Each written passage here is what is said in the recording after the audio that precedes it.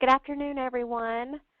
We are so excited to have you here this afternoon to participate in the UGA Alumni Career Services webinar, Overcoming the Imposter Syndrome. Really quickly, before I introduce our fantastic webinar guest, I always like to cover a few housekeeping items that deal with the webinar technology. So in order to try to keep this interactive, because this is virtual, Hallie might be using some poll questions as well as the raise hand function. So I'm actually going to have you right now, if you're on the call, to just use that raise hand. You'll see a little hand, looks like a palm. You click on that, that's going to actually raise your hand. So if you'll just practice that really quickly and let me know that you know how to use that feature, that'd be great. Awesome. Almost every single person raised their hand. Fantastic. Another housekeeping item, I get this question a lot. This is being recorded, and everyone will receive the recording link or the recorded link after the session is over, as well as a brief survey. So we obviously love to hear your feedback.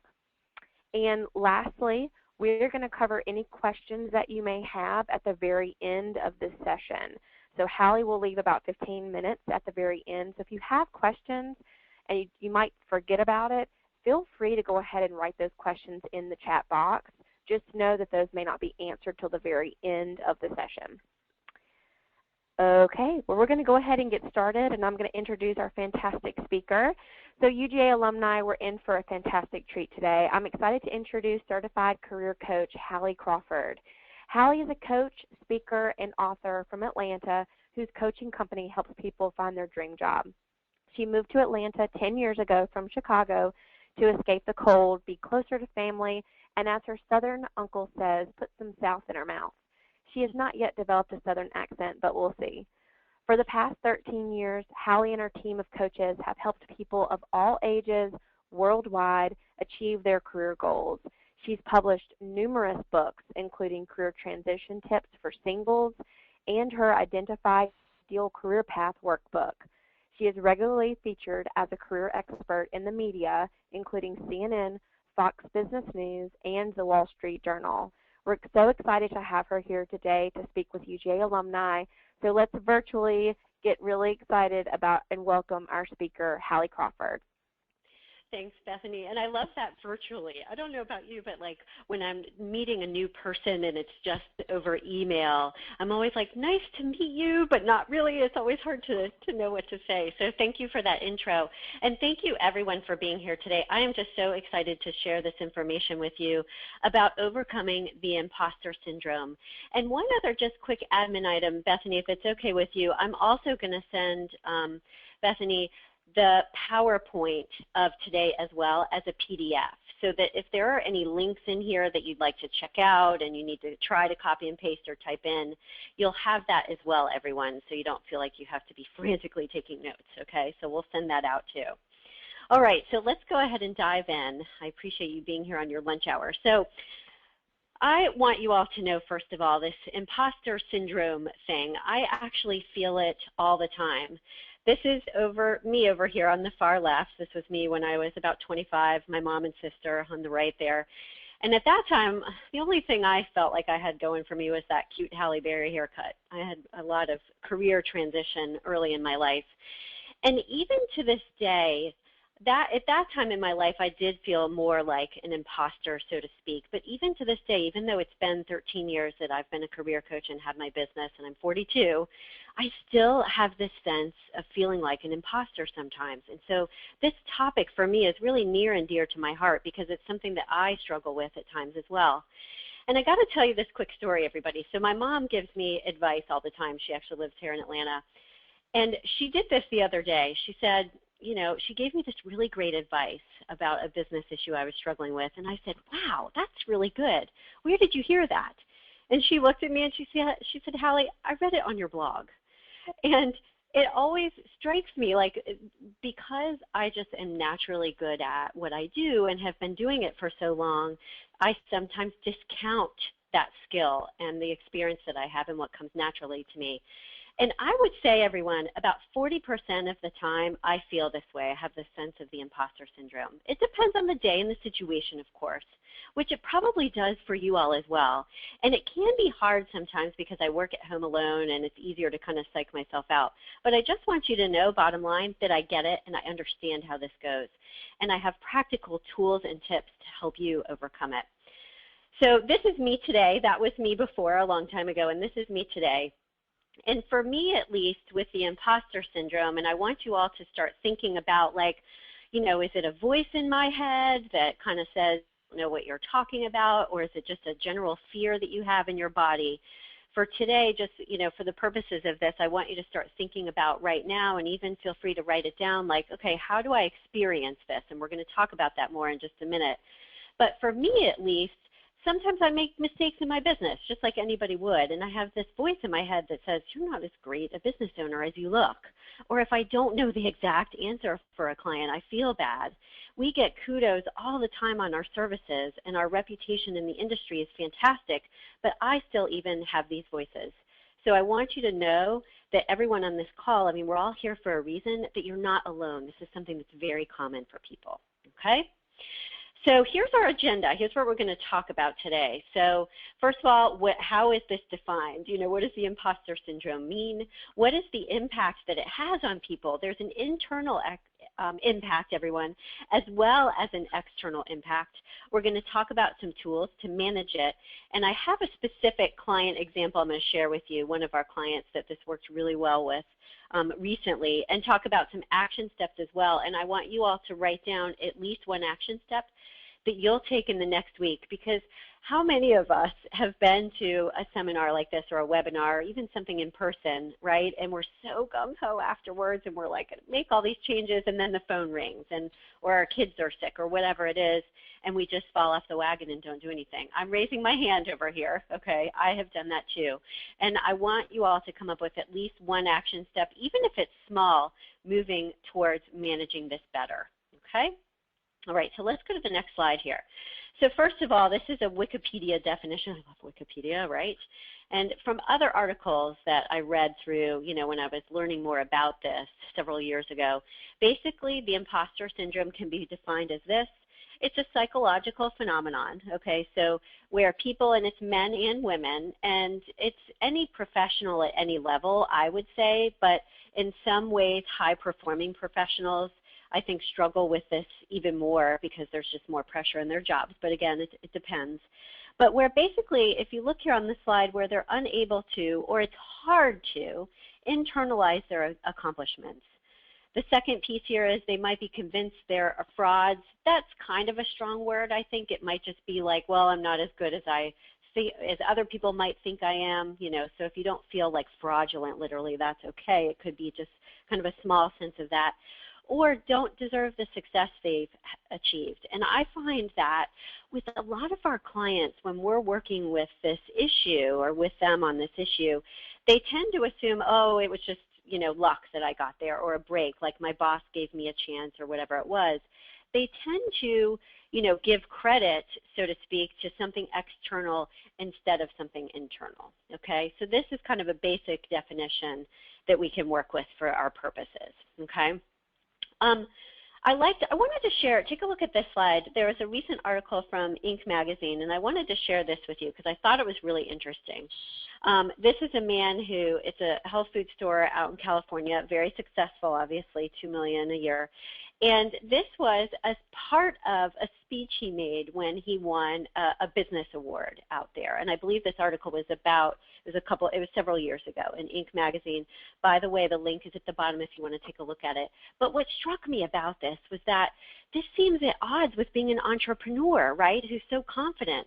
So it tells us and reminds us that even really confident, successful people can struggle with this. Look at what he says here. Oh, I didn't deserve it. And he was giving, you know, credit to his team and, you know, location and all of that. And some of that, okay, yeah, as a leader, you want to give credit to your team and your staff. But at the same time, he's doubting his success, maybe a little bit too much. So don't assume that everyone is walking around feeling so confident all the time, even if they seem so. It's normal to have this, everybody. And the key here is to not allow it to freeze you up. not allow it to, keep you from asking for the raise, taking a career risk, whatever is needed, and we'll talk more about those as we go today, but you just don't want it to stop you in your tracks, okay? So great example here of one person that experiences this. So here are a couple quick facts. 2 out of 5 successful people consider themselves frauds in some way, and about 70%, which is a lot, of all people feel like imposters at one time or another. And I got to tell you, on these webinars that I do, everyone, there's a lot of people that participate, and they all feel like, yeah, this is a pretty big issue for me in some way, shape, or form.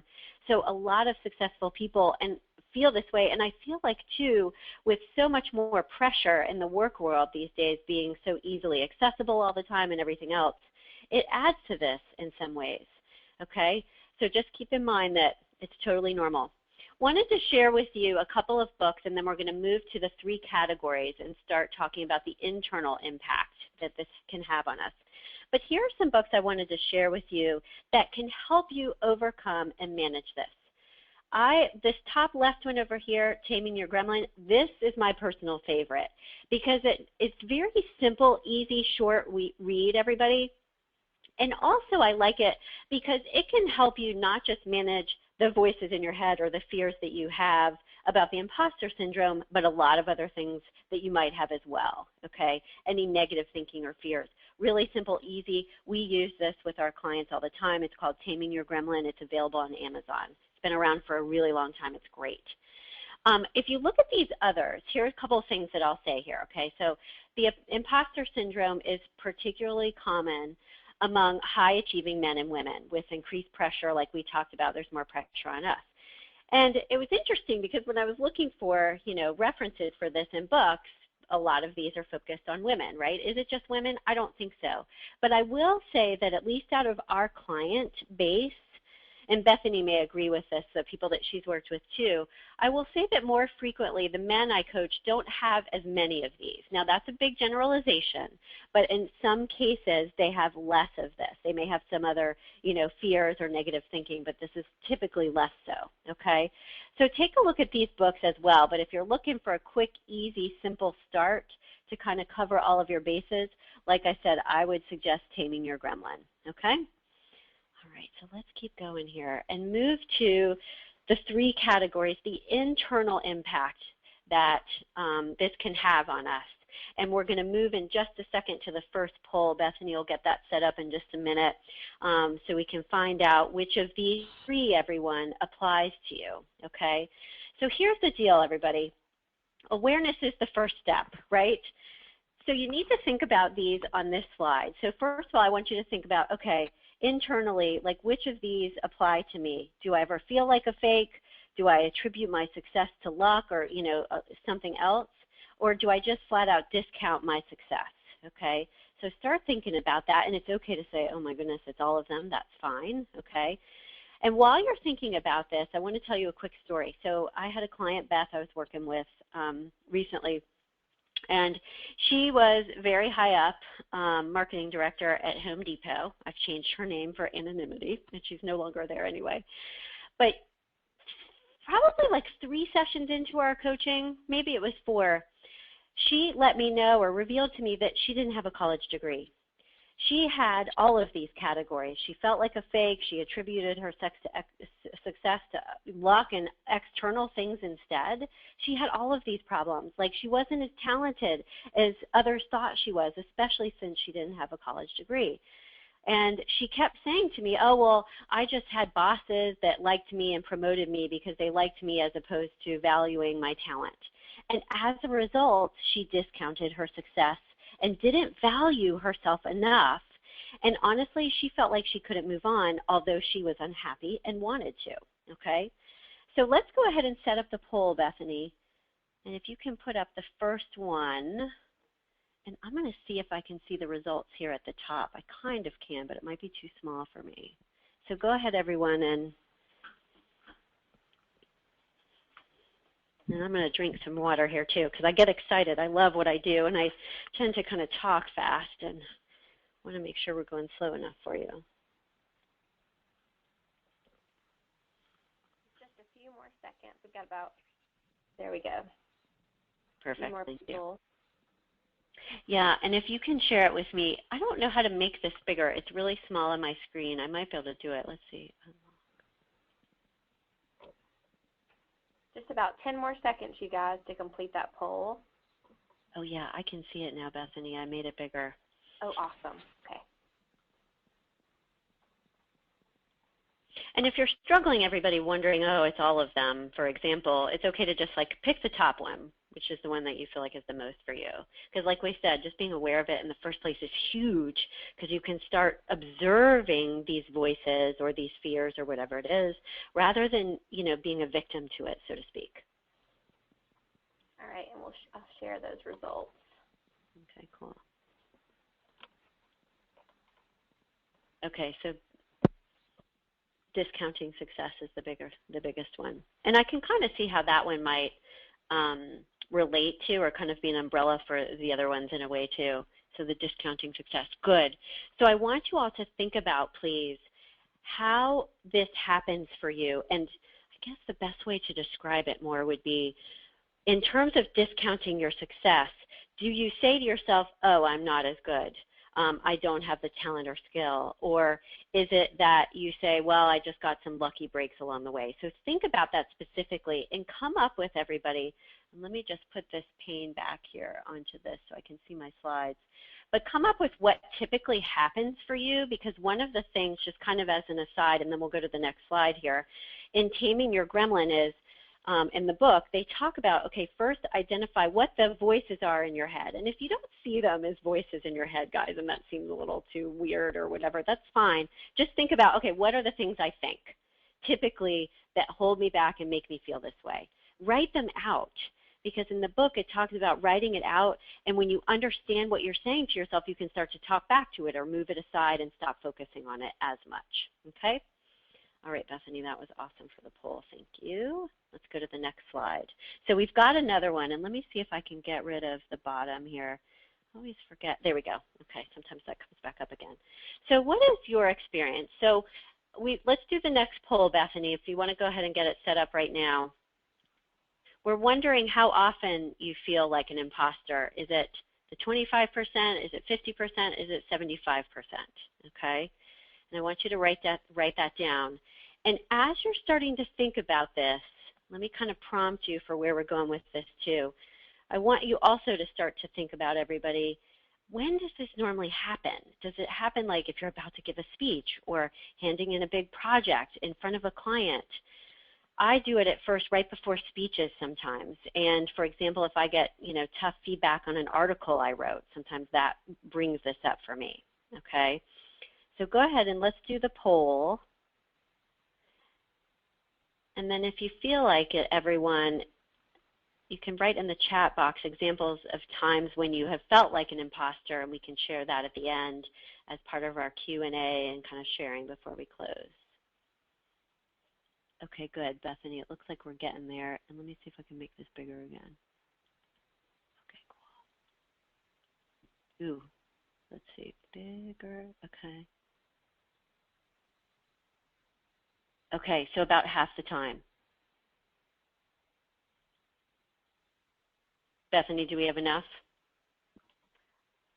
Oh, yeah, I went ahead and just shared that poll, actually. So about 76% of the time, people are feeling like they're an imposter 50% of the time. Okay, good. So at least it's not 75%. It could be worse, right?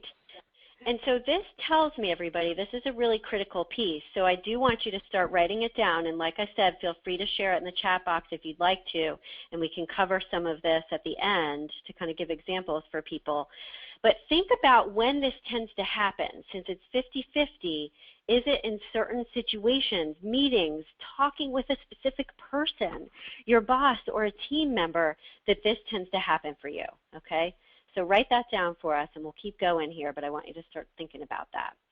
All right, so really quick thing I want to share with you beforehand, again, to remind you and let you know you're not alone. When we're first talking with prospective client for our company, we ask them, okay, what are the obstacles and the things that hold you back?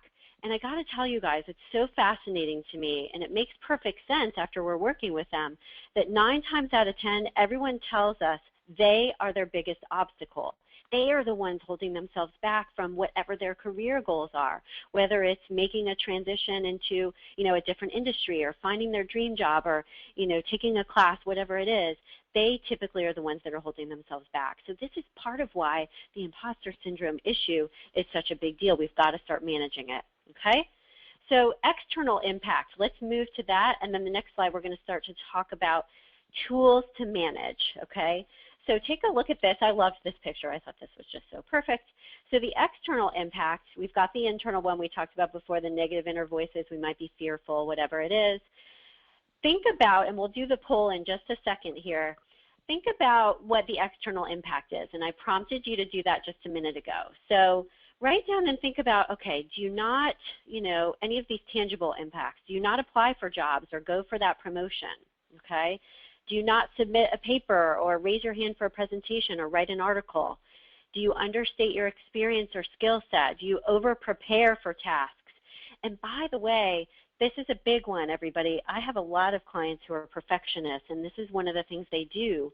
And sometimes, as a result, they're either wasting time or they're causing themselves more stress because they're doing something to the nth degree when they need to just stop and either get feedback from a coworker or it's good enough as it is, okay?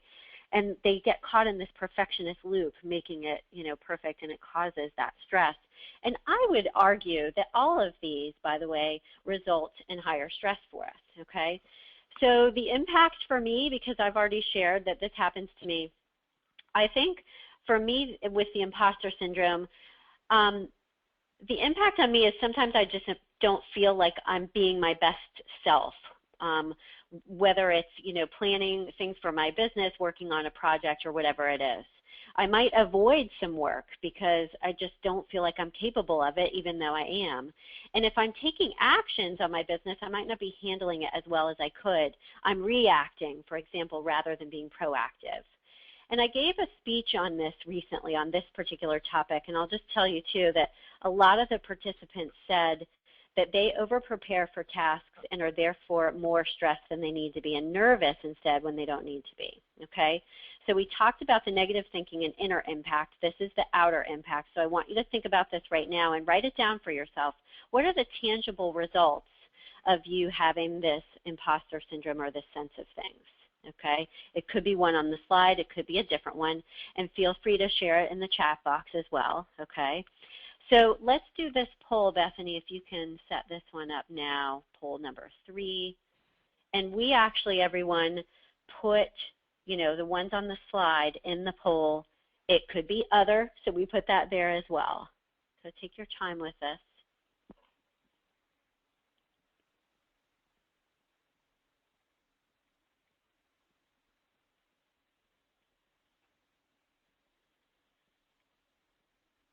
I love that I know how to move this poll out now so I can actually see it and make it bigger. So great.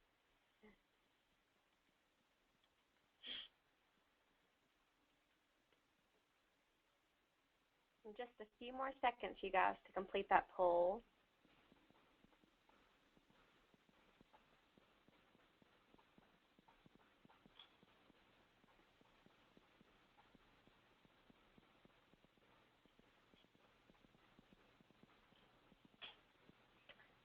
Okay, I'm going to go ahead and close it and share.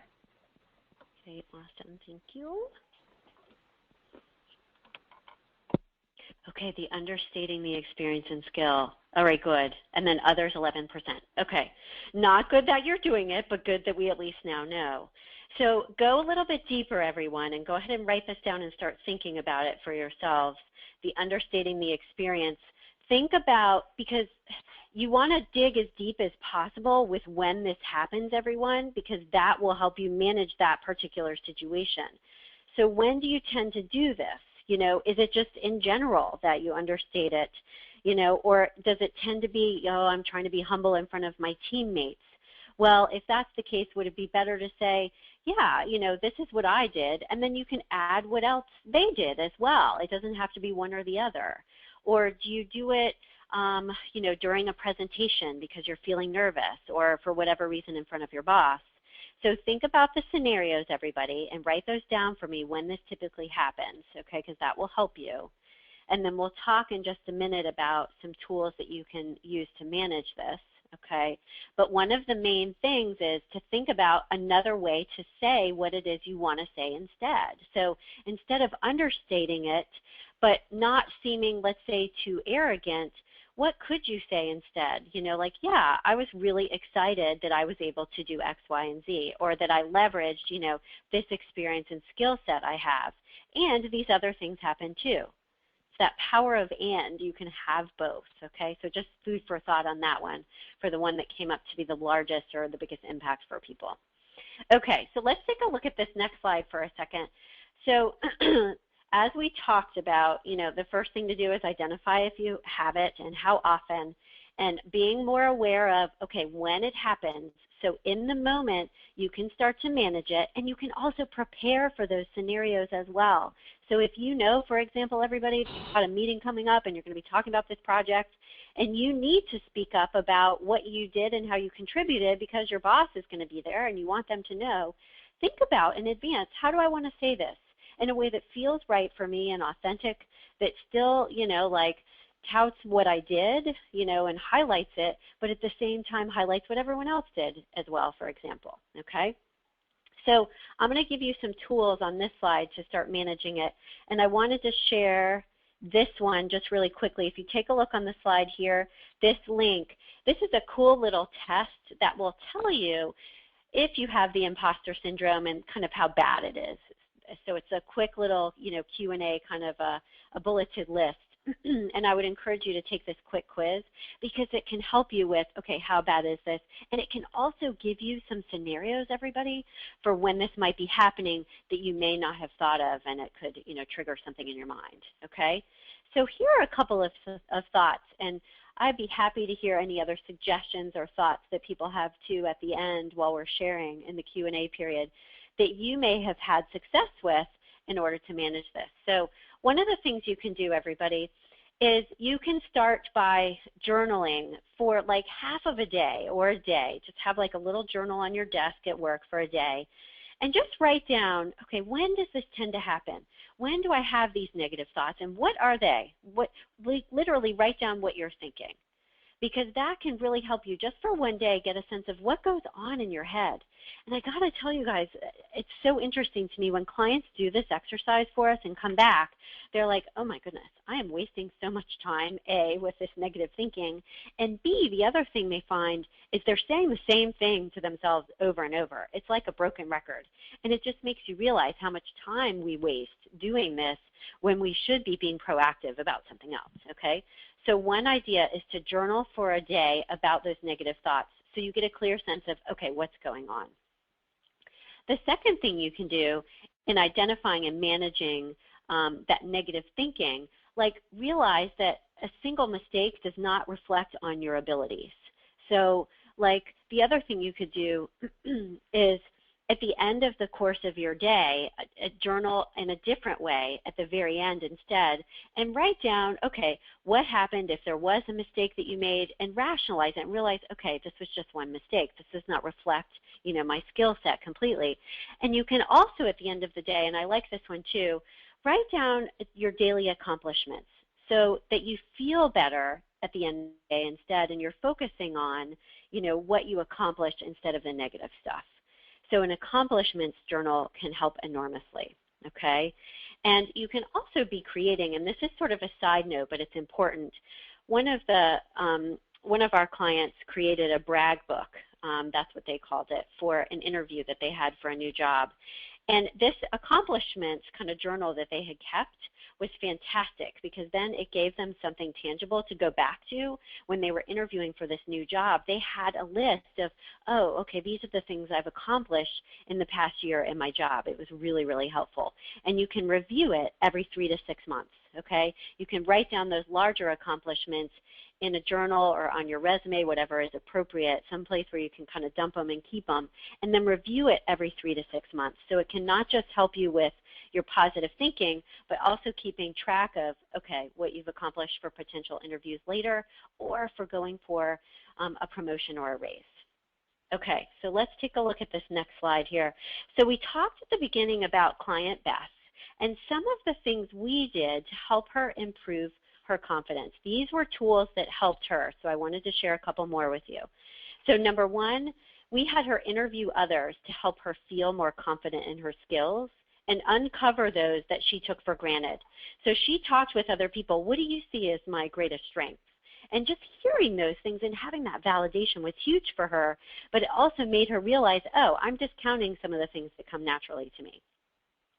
Number two, it helped her by doing this and interviewing others and understanding what her skill set was. It helped her understand her brand a little bit more. And from doing those interviews, she wrote a branding statement and wrote an affirmation. So number two, one of the second things on the slide here that you guys can do is just write an affirmation about, like, look, I've got this number of years of experience. I've accomplished X, Y, Z in my career so far. Stick it up on your bathroom mirror, on your refrigerator. Say it to yourself. The power of positive thinking and psychology is huge. And in some cases, we just need to start retraining our brain to think in the positive way, okay? We also have our clients, number three, write down all their accomplishments since even just childhood. And it's so great because they end up with this really long list and they see it boosts their confidence to say, look at all these things I have accomplished. So number three is a great one too. And I like number four a lot, so I would highly recommend this one, and then we'll talk about number five too. But one of the things that we do with our clients to help them build their confidence again is to have them take small risks every day. Speak up a little bit more at a meeting when you're hesitant. Like normally you might be hesitant to raise your hand or say something, say it instead.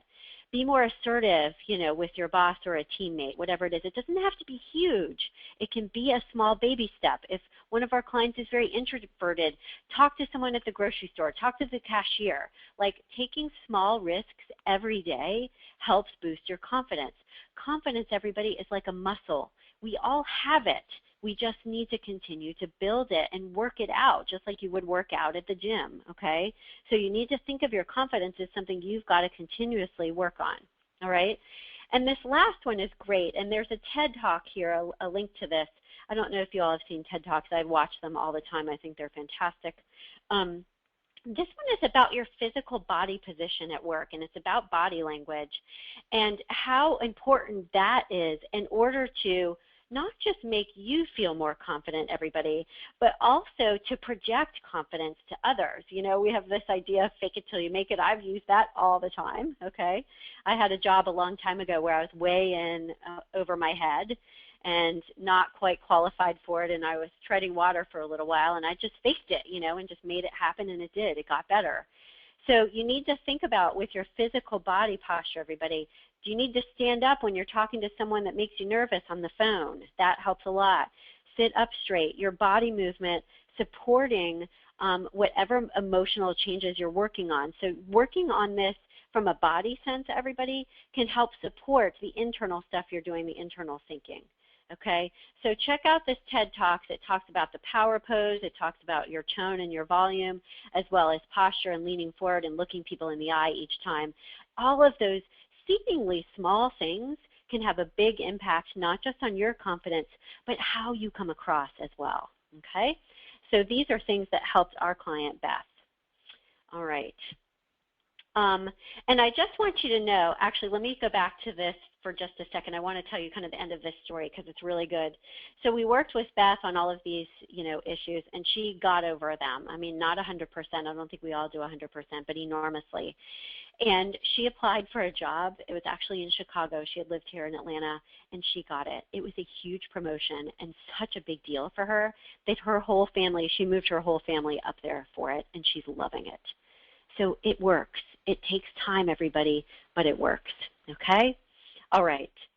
So I want to identify some action steps, okay? You can brainstorm action steps with others, the people that you interview about your skills based on their feedback, okay? And I want you to think of, I'm going for 2 here, but at least if you get 1, everyone, that would be great. Think of 1 action step right now that you will implement in the next week. Whether it's, okay, I'm going to interview other people, I'm going to do the journaling idea, I'm going to take that quiz that she shared on the slide, whatever it is. I want you to think about that now, and please feel free to share that in the chat box too. It helps with accountability. And while you're thinking about that, I wanted to let you know 2 quick things here. We are going to do a door prize as a thank you for being here today. Bethany's going to pick a name out of a hat, and she will email a copy of our career transition ebook to you, so you'll get that. And for people who are kind of wanting to stick their toe in the water and get some quick basic advice on how to move forward towards your career goals, we do have some very low-cost products on our site. It's right here in the middle. And for those who are really ready to work on their career goals and move forward quickly and right away, overcome the imposter syndrome, define their dream job, help with their job search or work performance, we have experts in each area with a workbook that guides you through each step. It's tried and tested. Our satisfaction rate with our clients is great. It's 92% of the people we work with, they give us a 5 on that 1 to 5 scale. I would be happy to talk with any of you in a complimentary consultation, give you some advice on next steps, either based on today or anything else, and you'll learn more about our services as well. I'd be happy to chat, so feel free to sign up there for that. Okay, so let's go ahead and move to the final slide here. Be thinking about your action steps still, and I want you to also think about kind of your perspective on this, okay? What will be different tomorrow as a result of today? Is it that you're going to be more, assertive or aggressive about that negative inner thinking? Is it that you're going to be willing to take more risks, a different perspective? One of my favorite quotes, and I'll end on this note, and then Bethany, we can go ahead and open it up for any comments, questions, or burning learnings from today. Any of those things are fair game in the chat box, guys. But one of the things that always keeps me going and helps me push past this kind of stuff for myself is the quote, "The greatest risk in life is not taking one." The greatest risk in life is not taking one. Favorite quote, had to share it. So keep that in mind, everybody. Regardless of what change it is that you're trying to make, you need to take small risks towards it. Just take them step by step, even if you have to do baby steps. All right, so let's go ahead and open it up in the chat. Bethany, if you can field those for me, that would be great. All right. Right now, no questions, but I'll give people a few minutes or a few seconds to post any questions or comments that they have. Yeah, usually it takes a few minutes to kind of process because I know I throw a lot at people. I always tell my clients I'm like a fire hose, so get ready. But they seem to appreciate it because they get a lot all at once. So that was great.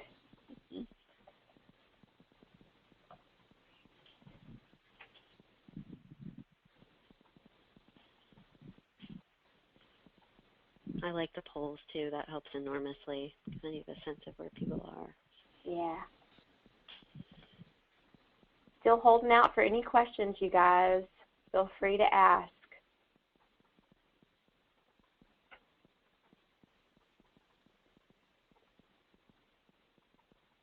And if not, it's okay too. Got one question. Everything. Okay, go for it. One question was posed.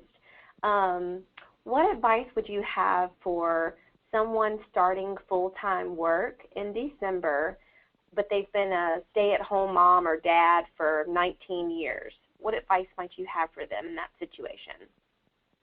Okay, so one of the things I find, great question, in this kind of scenario is people feel like, okay, I haven't been in the work world, so to speak, or at least in the traditional way, and they don't always have a sense of what they bring to the table, and as a result, their confidence might be lower too because they feel like, well, I haven't been doing the typical things, and they also might feel like disconnected with their industry and their skills because they haven't been using them all the time.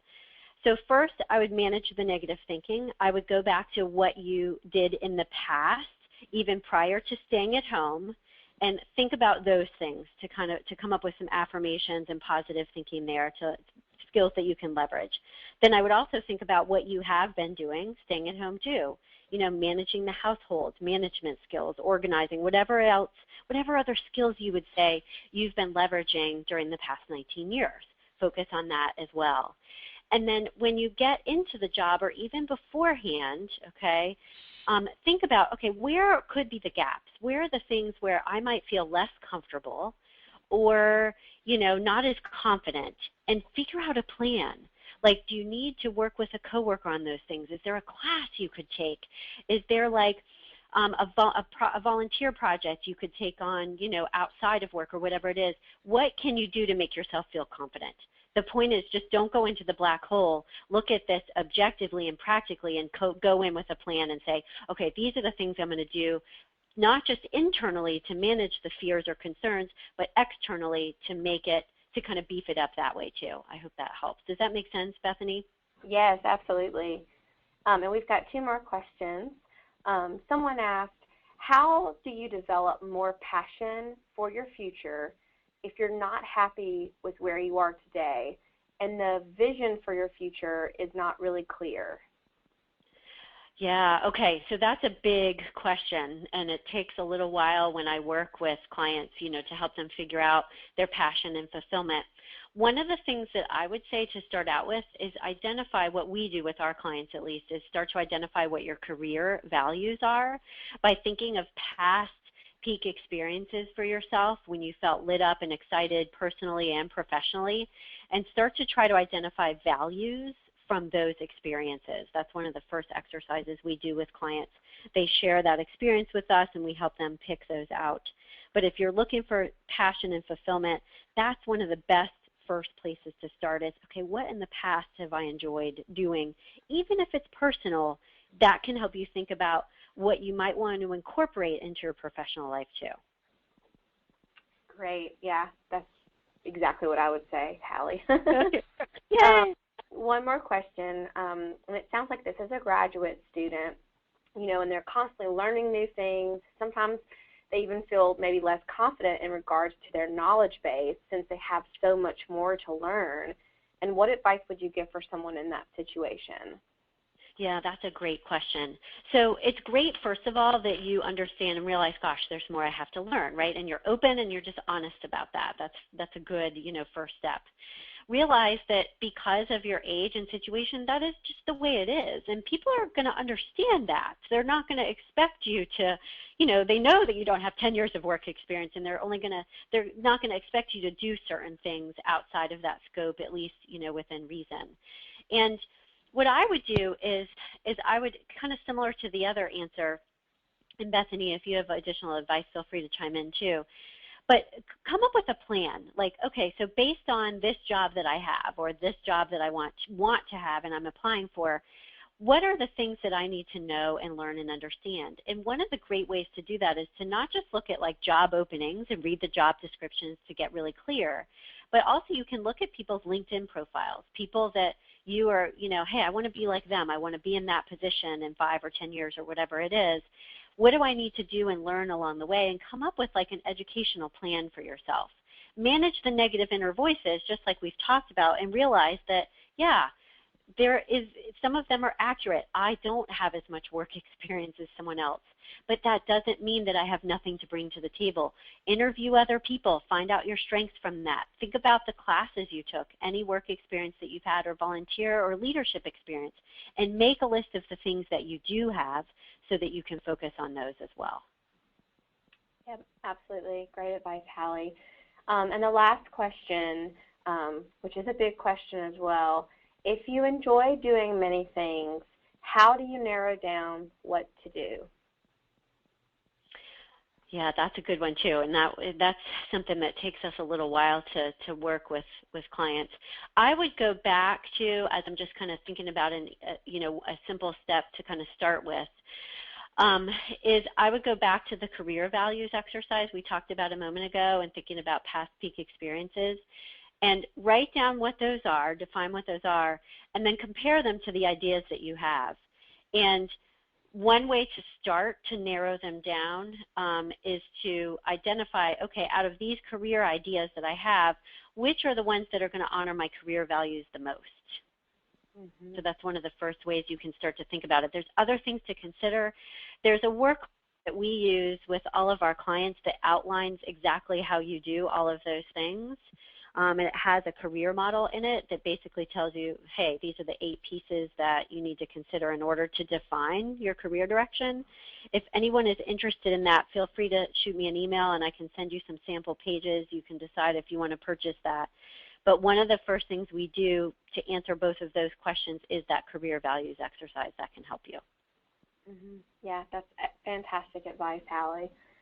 Well, it looks like that is all the questions that we have. So I just want to thank you, Hallie, so much for speaking with UGA alumni this afternoon and sharing some really practical and really great advice on how to get over our imposter syndrome. But thank you so much, and thanks to all of our alumni out there who participated. And this is being recorded, so we will be sending you all of the follow-up items this afternoon, tomorrow at the latest. Awesome. Thanks for being here, everybody. Thanks, Bethany. All right. Thank you, Hallie. Goodbye, everyone. Bye.